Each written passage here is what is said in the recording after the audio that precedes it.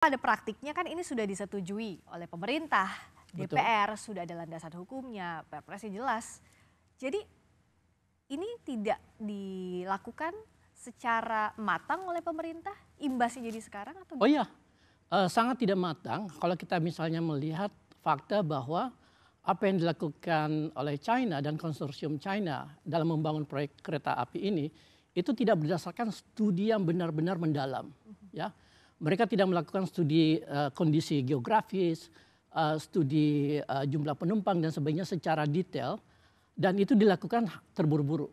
Ya, dan tetapi yang jadi pertanyaan kenapa China yang diberikan pekerjaan ini? Karena ketika Xi Jinping datang ke Jakarta bertemu sama Jokowi, yang dibawa itu adalah satu proyek yang jauh lebih besar daripada kereta cepat.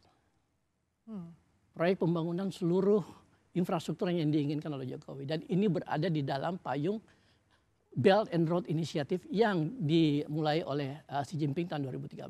Iya, menurut catatan kami sebenarnya ada ya 3 alasan kenapa pada akhirnya Pak Jokowi saat itu Presiden Jokowi ya Presiden ke-7 itu lebih memilih atau proyek ini dikelola bersama dengan Tiongkok ya. Jepang itu menginginkan 100% utang itu ditanggung oleh pemerintah APBN. Sementara Tiongkok setuju bahwa pembiayaan yang melalui utang ini ditanggung oleh konsorsium yang dimana 40% dari konsorsium tersebut adalah China Development Bank sendiri.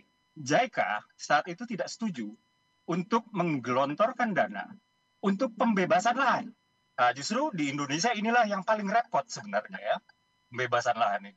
Sementara China setuju bahwa China Development Bank akan menggelontorkan uang untuk pembebasan lahan. Ya.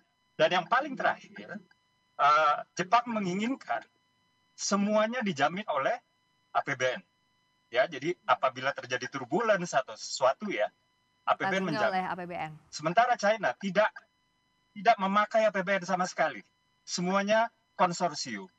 Demikian, Mbak Fisika. Saya pikir ini cukup logis dan rasional kok apa yang dilakukan dan apa yang akhirnya diputuskan oleh Presiden ke-7 Bapak Joko Widodo.